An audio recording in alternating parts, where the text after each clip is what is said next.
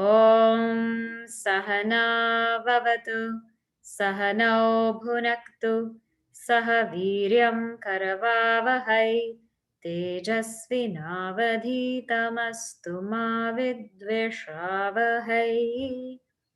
Om Shanti Shanti Shanti. Samasta Jana Kalyane Niratam Karunamayam Namami Chinmayam Devam Satgurum Brahma Vidmaram. All right. So today we will move forward from our topic last week. Our topic last week was chapter 17. So if we look at self-unfoldment, where are we? So that we are following the book. We are on chapter 17. And the title on chapter 17 is Self-Realization. Now, in this particular chapter, what we see is the first thing to explore is, what is self-realization? And so last week we went through the roadmap of self-realization. If one wants to realize the truth, the self, that they are Sat Chit Ananda, what do they have to do? That we have highlighted all the steps.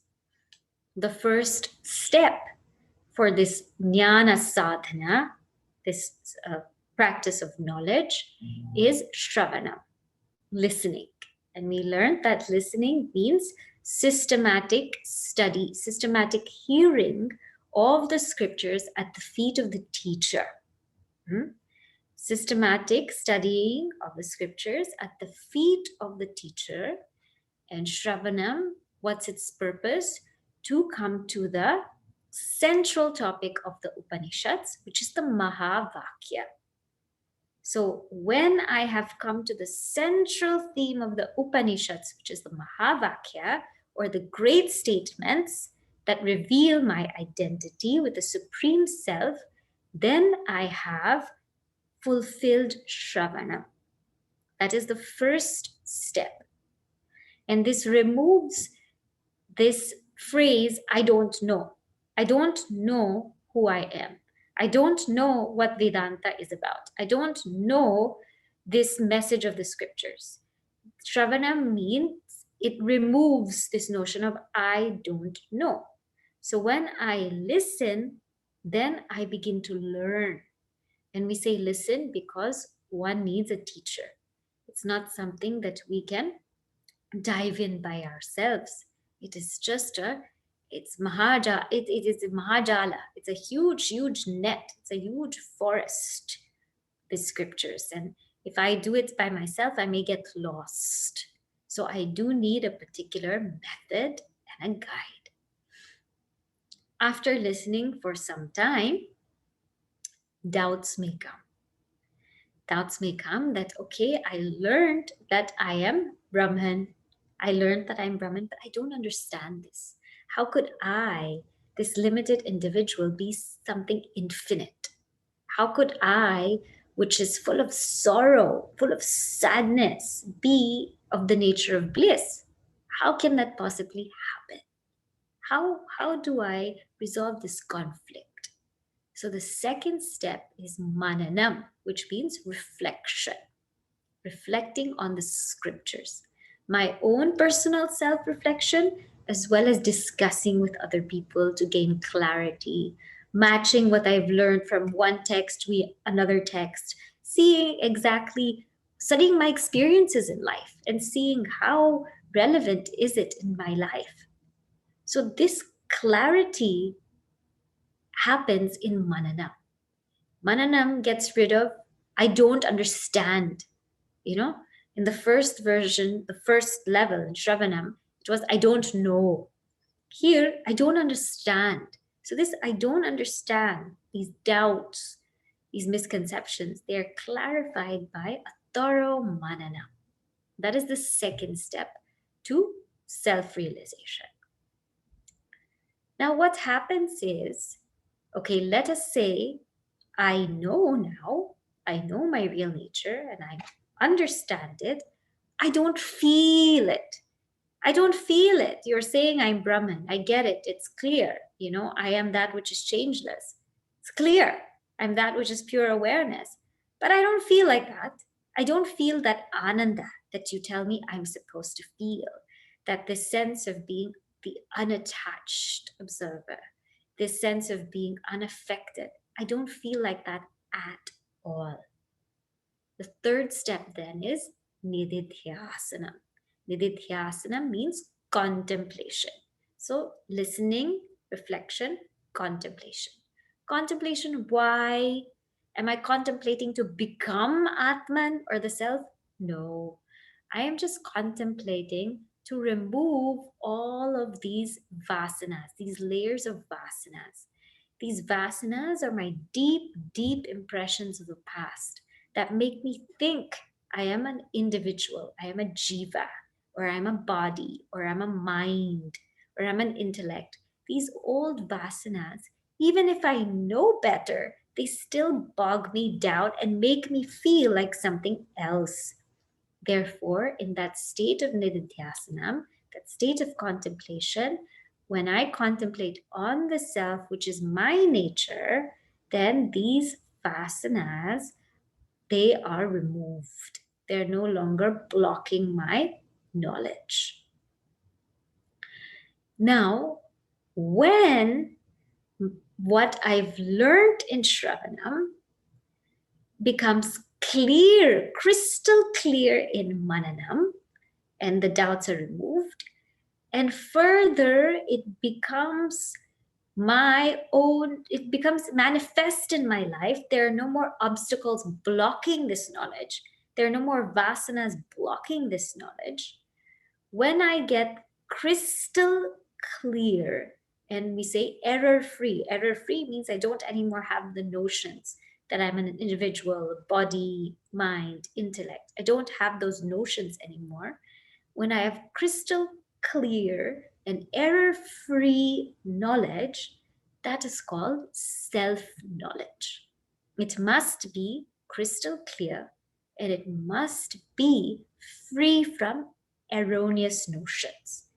These erroneous notions, as I have said, is I feel like I'm a man or I'm a woman or I'm short or I'm tall. I should never feel like that anymore. I should know that I am Brahman. And this Brahman becomes my primary identity. That I am pure consciousness is my primary identity. This is called self-knowledge. So if I had a thought in class, or if while I was reading something that, yes, I'm Brahman, am I realized? Definitely, we said not.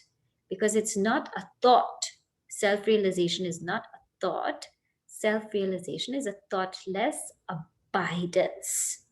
Because the knowledge is crystal clear, and because it's error-free, and because I am so certain of it, there is an effortless abidance to it. And that effortless abidance in this knowledge is called self-realization. That is the roadmap. Now, we also said that this Shravanam, Mananam, Nidhyasana, I tried it, but it ain't working for me. Doesn't work. Then we said, what happens? It could be because we have Chitta Vikshepa, a very distracted mind. Means the mind is going here and there, everywhere. It cannot even focus. This 2-minute relaxation that we did with the children just now, very hard to focus. The mind keeps going here and there. Therefore, the Shastra says, work on Raja Yoga, Bhakti Yoga. Take on practices such as japa, such as upasana, so that distracted mind can be steady. Another problem could be, now, it's not even that my mind is distracted. My mind can't even sit. It can't even sit. It doesn't even, not even a little bit focus is happening because there's a lot of mala or impurity in the mind. There's a lot of negative emotions, negative tendencies, negative thinking that's happening in the mind. And so therefore, we have chitta mala, we have impurity, and the Shastra says, do more or engage more in karma yoga. And that karma yoga will clean up the mind really well. And once that mind is clean to a certain extent, we can sit down. We can actually then contemplate. So this is what the Shastras say. So every single step is important. Without that sadhana of karma yoga and bhakti yoga or raja yoga, I will not really be able to gain fulfillment in my sadhana of jnana yoga. It's very difficult. The preparation of the mind is extremely necessary. Extremely necessary. Otherwise, we will understand the knowledge, but we will not be able to live it. Now, the question comes, why would somebody want to go through this whole process? It seems like it's such a tedious process. Shravanam, Mananam, Nidhyasanam, so many things that one has to do. Why would one want to go through all of this hassle? The answer is because the self-realized being is the most blissful person, if you can call them person, in the world. They have now attained that bliss. That is why. You see, every day you and I are seeking bliss. We are seeking happiness in everything that we do. We want to eat certain kinds of food because it makes us happy. We want to go to certain places because it makes us happy. We want this pandemic to end so we can go out, so we can be happy, isn't it? Screaming, impatience, all of that is happening so we can be happy. So everything is done for the sake of happiness. And this we have reviewed thoroughly in Self-Unfoldment. But the problem is, after we gain that object or that experience of happiness, again we're looking for happiness. Again we're looking for happiness. Again we're looking for something else to be happy. Again we're looking for another way to be fulfilled. And so we go from being fulfilled and empty, fulfilled and empty, fulfilled and empty. And our life goes like this. We spend all of our time, all of our energy in making ourselves or trying to make ourselves fulfilled or whole. But it doesn't work. It doesn't happen because the ways and means by which we are trying, they are all impermanent. How do you expect to get permanent happiness from impermanent things? From impermanent people, impermanent things, impermanent experiences? How do we expect to get permanent happiness? This is what Nachiketa has said in Kathopanishad. Therefore, now, these self-realized beings, they have attained that attaining which there is nothing left to attain.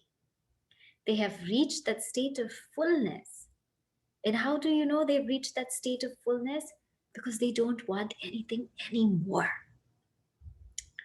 When you and I have eaten a great meal and we are stuffed, how do you know you're stuffed? You say, I don't want anymore. I'm stuffed. I ate really well, isn't it? Like that, the self-realized being is full, doesn't want anything from anybody anymore. So their lives are not spent running here, running there, chasing this, chasing that, so that they can get a glimpse of happiness, so that they can get a spark of happiness. Their lives are not like that. Their lives are very whole and full and complete. What we call in our Shastra, victorious. They have gained that real victory. knowing which, gaining which, there is no more defeat. And so when these beings live in the world, their attitude is very different. They're never looking at what can I get from the world? What else can I do to please my mind, my body, my intellect? What else can I do to please me? Their attitude is, I have so much. I am so full that let me just give. Let me just give because there's nothing I want. They are so incredibly full. And they say, whatever the world can take out of me, out of this body, this mind, this intellect, let it take because I'm already full. I don't want anything more. So, this is the way that they live. Now, it doesn't mean that they won't want us, like they won't want to eat breakfast or to eat lunch, or they won't want to sleep. These little wants, they have, but their want is never to be complete. They never want something to be complete. Their want is only for sustenance of the body, of the mind, of the intellect. Their want is only like that, but it's never, or for the welfare of all, but it's never for them to be complete. This is what we mean.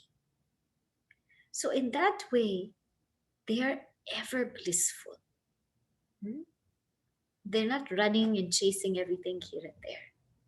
And it is said very nicely in Atma Bodha, there's this verse that what they experience, and this is also said in Taittiriya Upanishad. First, I'll tell you the context in Atma Bodha, then in Taittiriya Upanishad.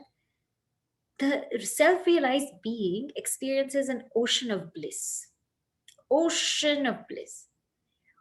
All of the beings in the whole world, if you put all of our happiness together, what is our experience compared to the ocean of bliss? If you put all of the beings together, all of our happiness, not only human beings, plants and animals, all of our happiness are just a drop in that ocean of bliss that they have. That is their bliss. And in Taittiriya Upanishad, there is Brahmananda Vali, where they actually do an analysis of how much happiness does one person have.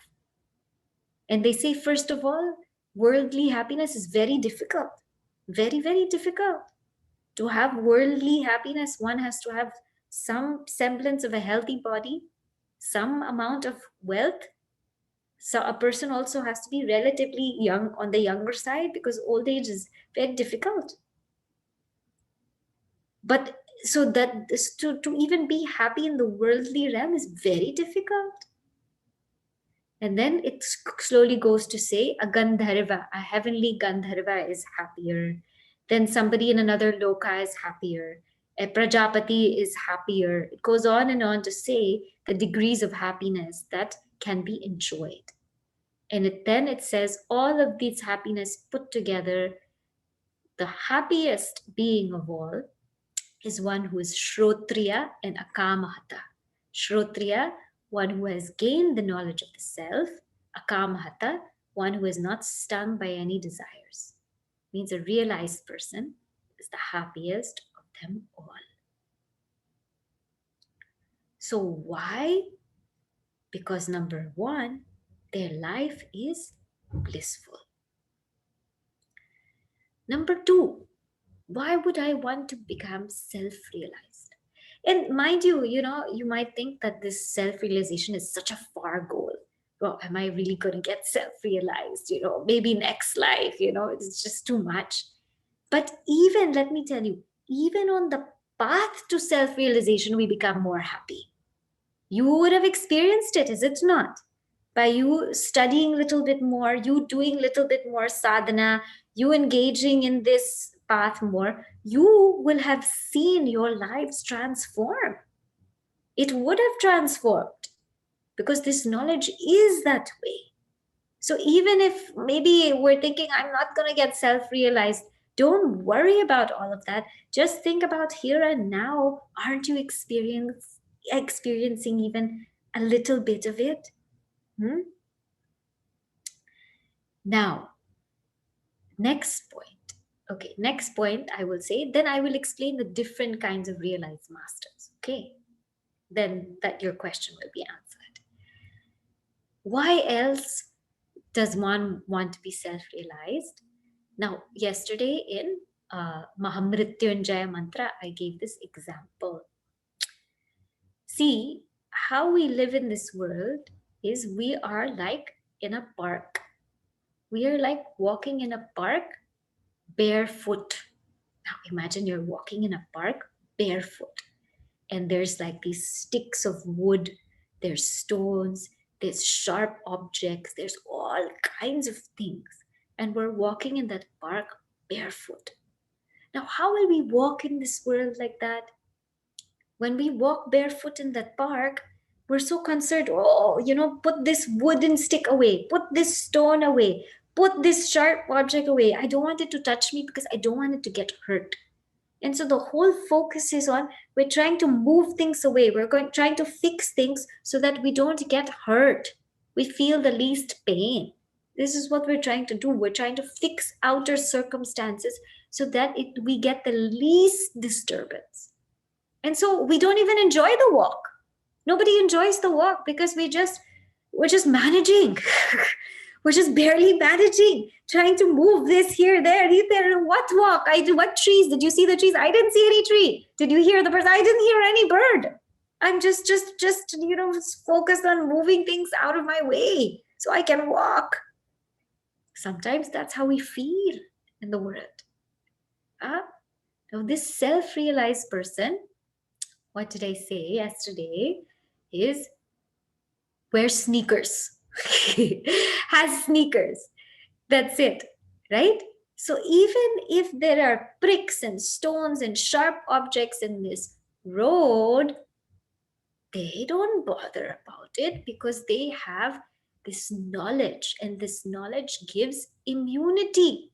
It gives strength, it gives courage, it gives immunity. So whether or not they're sharp objects or stones or sticks, they can still walk.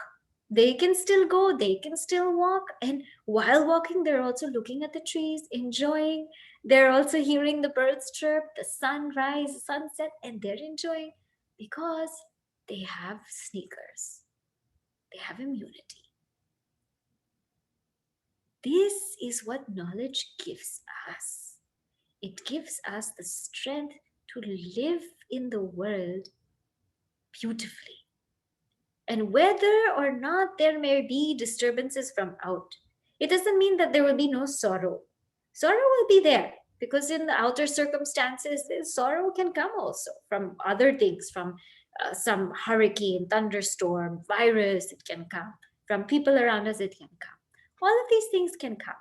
But because their immunity is so strong, they can handle everything perfectly. They know that all of this it's going to continue to change, it's going to continue to move, it's going to continue to go, but I am that which is ever changeless, and they abide in that knowledge alone. So you can see, why would one want to become self-realized? Because it's such a beautiful way to live. And not only that, so we said their happiness is boundless. We can't even compare. It's an ocean of happiness. They're not disturbed by all of these things that you and I would be disturbed by. They're not focused on trying to move and trying to fix things around us so that we can walk peacefully. They walk peacefully, whether it's rocky or not. Number 3, their life is a gift to the world. It's a gift to the world. A self-realized being's life is a gift to the world.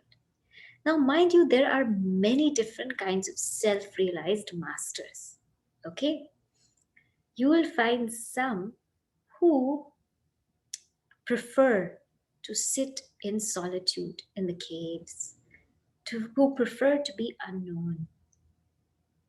They prefer it that way. You will find some who are very active in the world and continuously engage, continuously serve, continuously give. You'll find some who are just regular people. They are just regular people. They could be a painter, a poet, a writer, and that is what they do. They're not. They don't need to give pravachan and all of that. They're just in their own flow. You will find some can even have a family. Some could even be in a family. It was Janak Maharaj. He had a kingdom. He's a self-realized being. Still, he was ruling his kingdom. So you can never tell from the outside. There is no mark. Shastra never says, oh, self-realized person is only the one wearing orange. Self-realized person has to, look a certain way or have a certain mark on their face. There's no such thing in our Shastra. It's the attitude and the knowledge that makes one realized. So they could be anywhere. They could be doing anything. But what is common to them is this knowledge. So you might say, they might say, now, are they only concerned about themselves? Not at all. As I said, their lives are a gift to the world. Well, how are their lives a gift to the world? Please think somebody who is just sitting quietly, prefers to be in a cave, prefers to be away from society. Sometimes we think that they don't do anything. But let me tell you, the austerity of a Mahatma, when a Mahatma does tapas, the whole world benefits. The whole entire world. Around that Mahatma, the surroundings, the plants, the animals, everything grows, everything thrives when that Mahatma does tapas. It is in their silence, everything becomes transformed. People who come, some people think that Swami Tapovan Maharaj, who's Swami Chinmayanandaji's guru, he sat, he preferred to sit in Uttarkashi. He did not come down to the plains. He preferred to sit in Uttarkashi, but mind you, that Swami Tapovan Maharaj gave that Swami Chinmayananda the knowledge. And that Swami Chinmayanandaji touched millions of lives. So you might think it's just one Mahatma sitting quiet. What did they do? If they can touch one person's life like that, please see what that is. Then, as I said, you will have like Swami Chinmayanandaji, Swami Vivekanandaji, who lived and worked and served in the world.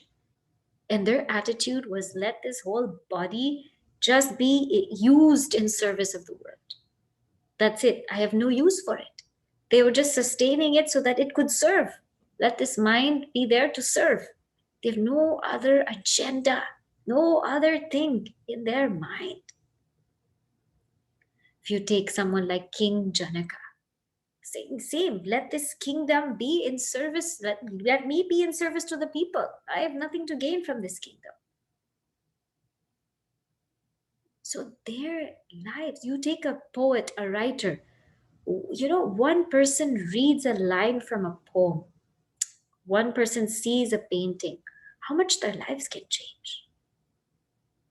These masters have that level of purity by which just association with them, one can change, one can get transformed. Otherwise, it's very difficult for us to change. But I tell you, you stay near a Mahatma, you can change. So their life is a gift to the world.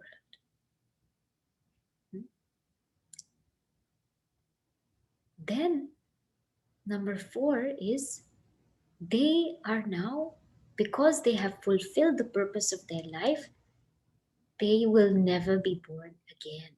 They have completed that whole purpose, whatever purpose for which we came, they have fulfilled that purpose.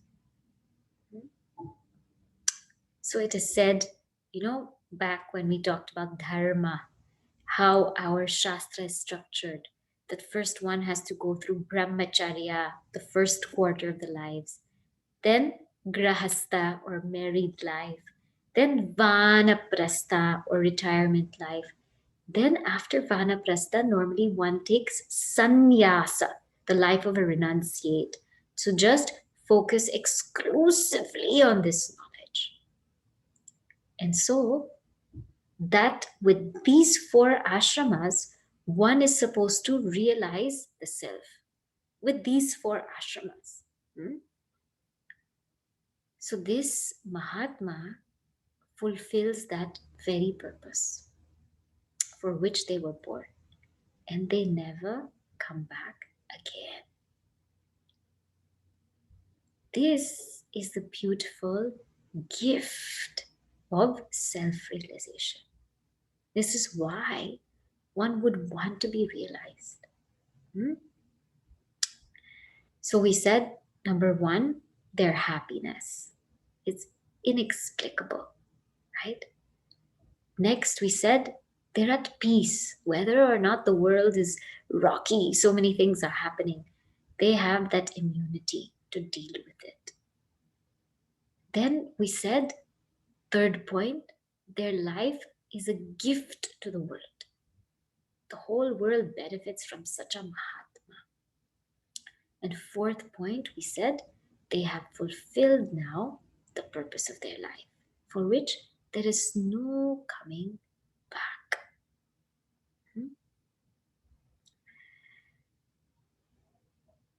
Now, a few more pointers I will give you on how they live.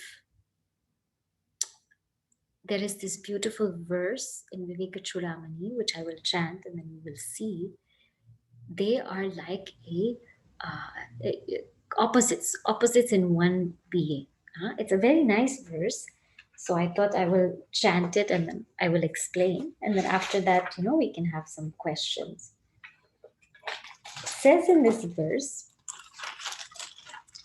Nirdhanopi sada tushtaha apyasahayo mahabalaha nityatriptopyabhunjanaha apyasamah samadarshana. This verse says how there's like these polar opposites existing in a self-realized person. What does it say? Nirdhano api sada tushtaha means even if they don't have wealth. So whether they have wealth or not, sometimes they don't have wealth. They don't have the kinds of comforts and luxuries that people have, that people think they require to be content. They have no such thing, but yet tushtaha, they remain ever content. So without any such wealth, they remain content. Api asahayo mahabalaha. They might not necessarily have so many people around them, so many people, bodyguards, this person, that person. They might not have all of these people around, but yet they're very strong. They're extremely strong. They don't need a whole retinue. Nityatriptaha api abunjanaha. Abunjanaha. They might not crave or desire sense objects like we do, but they're ever tripti. They're ever content. And asama. Asama means they're very unique. There's nobody like them. But samadarshana. But they see that same self in everybody.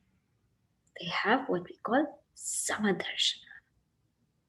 So these are the opposites that exist in this realized being. And it goes on to say in a few verses also, just so we can understand a little bit more how the Shastra describes this being. Can be like a child, can be like a ghost, or can be like a intoxicated fellow. What do you mean? Like a child. Well, like a child is so much in awe and wonder. Like a child is so free. Like a child is so spontaneous. Like a child is not embarrassed or ashamed. Like this realized being is in awe of creation, in awe of the beauty. A realized being is also very spontaneous. Huh? It's said that in front of fools, they will behave like a fool also. In front of a wise person, they'll behave like a wise person. In front of someone quiet, they'll be quiet. In front of somebody noisy, they'll be noisy. They have no such inhibition that I look silly or I look like this or I look like that or I'm embarrassed. No such thing. Whether they are praised, respected, whether they are disregarded, whether they are turned away, no such thing, because they are ever reveling in the self. Like a child has the ability to laugh at themselves and a very light heart, like that realized Mahatma is. Like a ghost. Ghost is what? Somebody who's in and out. we don't see this ghost, right? In and out. Bhoot we call in Hindi. This realized master doesn't have that thing to prove that they are somebody. Huh? We all have that want to prove that we are somebody in this world, that we are something great, that we are so awesome. We want to show everybody all of that. They are perfectly happy being nobody and just being like a ghost. No need to be recognized, no need to be acknowledged. They are just at ease. One of the Swamiji's blog, it's written there, being nobody, going nowhere and doing nothing. Very nice and very chilled out. Then like a drunk person. Why like a drunk person? A drunk person, when they're intoxicated, what they are seeing, we cannot see. And what we're seeing, they cannot see. A drunk person who's intoxicated, no, might be seeing things in the sky, seeing people who are not there, seeing such hallucinations. We're trying to get into their world. Like, what are you seeing? And this drunk person's like, don't you see this? We're like, oh, we don't see it. And the same thing, the sober person's trying to say, don't you see all of these people here? And the drunk person's saying, I don't see anything. I don't know what you're talking about. The sober person doesn't have access into the drunk person's mind. And the drunk person doesn't have access to the sober person's mind till they become sober. Like that, in this realized person, they're intoxicated with the self. We cannot understand. We cannot see what they're seeing. They're just in a whole different realm altogether. And we're telling them, please see all of these things. See how much we're suffering. See all of these things that are going on. And they just, they out of their deep compassion, they come and help. But they are in their intoxicated state of bliss. So Shastra describes them this way. Sometimes because they have already let go of the body identification, you will find them living in the mountains, or living in the caves, or living in the ocean. It doesn't matter to them where they live, where they stay, what they do, because their attention is ever focused on the self. And it is said that after this knowledge dawns, their body is like what? It is like a log of a tree. If you think of a log of a tree carried by the water, just think of a log of a tree carried by the water, ups and downs, ups and downs, ups and downs by the water. The log has no will of its own, has no will, no agenda of its own. It's just going by the stream of the water. Like that, the realized being is carried on, their body, mind, etc., is carried on not by their personal will or agenda, by the will of God. They move in this world. They have no, I want to turn here, I want to turn there, I want to go. There's no such thing. They just are functioning as per the will of God. And nandati nandati nandati eva. In this way, they find delight. So it's a very, very beautiful topic, a self-realized being. When one reads more and more about what that's like, it increases the longing, the wanting to be like that. And please know that you don't have to leave to go anywhere to do this. It's an internal change. Later on, at the later stages of life, one may choose to abide deeply in it. But here and now, you don't need to go anywhere. You just have to know and then live. And that life will be very beautiful. Not only for you, but for all of us in this world. Okay, so I will stop here and I will see if there's any questions. Okay? Okay. So the question is now, what's the difference between Mananam and Nidhyasana? So first to know is these all three come in an order. So first step one is Shravanam. Step one is Shravanam. Step two is Mananam and step three is Nidhyasana. This Mananam means reflection and reflecting on what I heard in Shravanam. So if my Shravanam is not proper, definitely my Mananam will not be proper. And how does one reflect on this knowledge? One reflects on this knowledge through their own logical analysis, through connecting different texts together, through discussion with other people, through quiet reflection. Like this, Mananam happens. And Mananam is done to remove any doubts. This is called Mananam. Nididhyasanam is step 3, which means it comes after Mananam. So that which I have heard in Shravanam and clarified in Mananam, now I am ready to contemplate on it in Nididhyasanam. So if we want to say the English term, we would say contemplation is Nididhyasanam. Now, what happens is, so for example, I heard that I am Brahman. Okay, fine, in Shravanam. And in Mananam, now I am clear. How am I Brahman? I'm very clear. I am pure awareness, pure consciousness. Nididhyasanam is that process of sitting quietly, bringing this thought to the mind and just contemplating on it. Means just letting the thoughts flow towards that very thought, that very teaching. That is called Nididhyasana. Letting that teaching go very deep. Because when I contemplate on it, what happens is it goes very, very, very deep. And so this Nididhyasanam can only happen when I've done proper Shravanam and Mananam. Because if I'm not clear about I am Brahman or I am pure awareness, then I will not be able to contemplate on it properly. I'll be like, but how am I pure awareness? Why am I pure awareness again? What does that mean again? It's not a proper contemplation. So this is the procedure.